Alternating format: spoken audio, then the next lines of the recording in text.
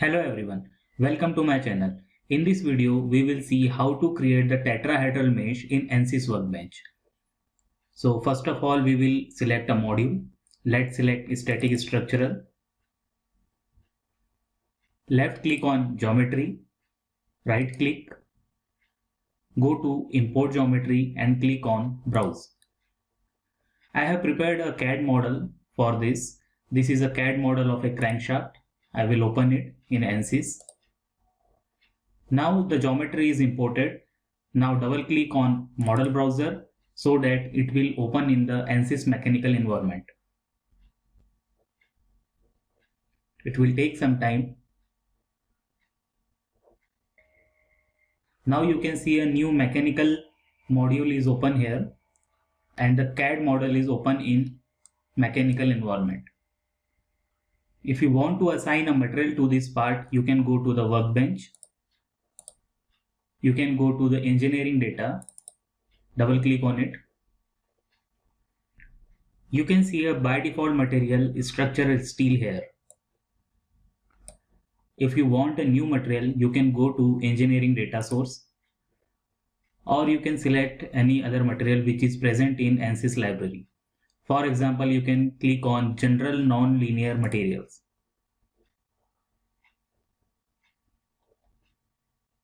In this, we have different material. For example, we want to select the stainless steel non-linear. So you can just click on this plus sign.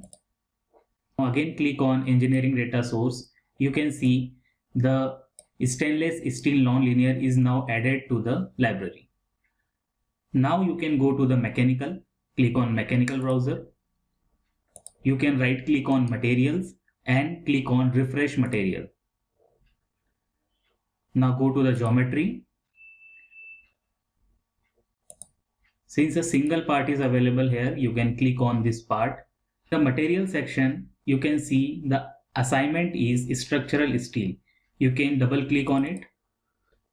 You will see a newly added material stainless steel nonlinear. You can just click on it. Now the stainless steel nonlinear material is assigned to this part. And the color of this part is also changed. How to add and assign the material in ANSYS Workbench. In this topic, I have prepared a separate video. You can watch that video by clicking on the I button. Now we will jump to the mesh part. So for meshing, first of all click on mesh, right click, go to insert and go to method. So in geometry selection, first of all we will select this part. So click on no selection. Then make sure that this body symbol is enabled, otherwise click on it and then click on the part. Go to apply. Now this part is selected. Now in method, select tetrahedron. Now you can see there is a right click here and which is showing patch confirming method. Our next step is again go to mesh, right click, insert and go to sizing. Again click on this body symbol, click over this part and apply. Now one body is selected here. In element size, you can type 10. It should be 10 mm. Make sure that your units are in mm. You can change your unit from here. Make sure that it is in mm. Okay. Now go to mesh, right click and click on generate mesh.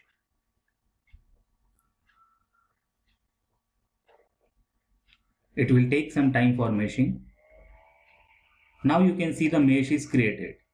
This mesh doesn't look good and the elements are very big. So we will try for the lesser element size. Let's try for 5 mm element size. Type 5 here. Go to mesh, right click. First of all click on clear generated data. Yes. And again go to mesh, right click, generate mesh. Now it will create a smaller mesh. Now you can see the mesh is refined. You can see over these fillets, the element doesn't look good. We need some refined element in this area. So we will go to mesh again, right click, insert and sizing. Now select face from here. Select this face. Now select these small faces one by one.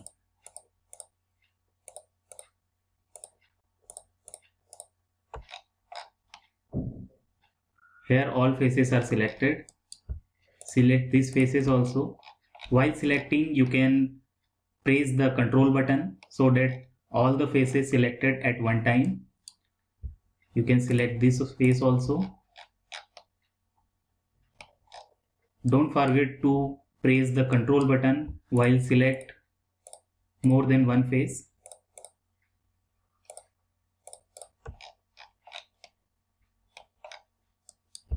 Make sure all the faces are selected. Select this face also.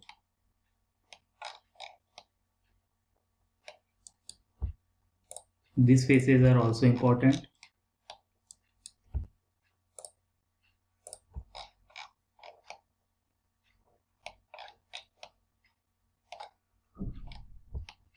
And we are not capturing this boundary faces, boundary fillets. So let's click on apply. Now you can see total 32 faces are selected and the selected faces are showing in the blue color. Now you can give a separate element size for these faces. First of all, we will mesh these faces with 2 mm element size. Type 2 here. Again go to mesh, right click and click on clear generated data. Now again go to mesh, right click, generate and click on generate mesh. It will take some time to mesh. Now you can see some smaller element size mesh is created here, but still it is not looking convincing. So we will go for lesser element size. Again you can go to face meshing and you can change it to 1 mm. Type 1 here, click outside, again go to mesh, right click, clear generated data, yes, again click on generate mesh.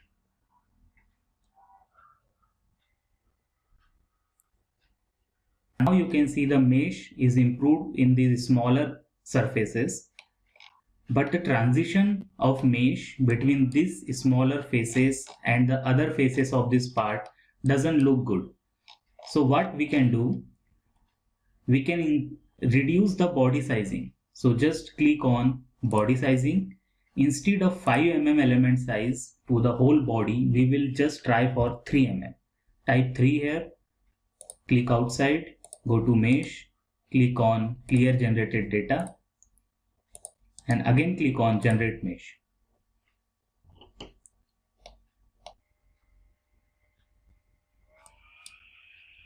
Now you can see a very good mesh is created here. All the fillets has minimum of 2 number of elements in the rows.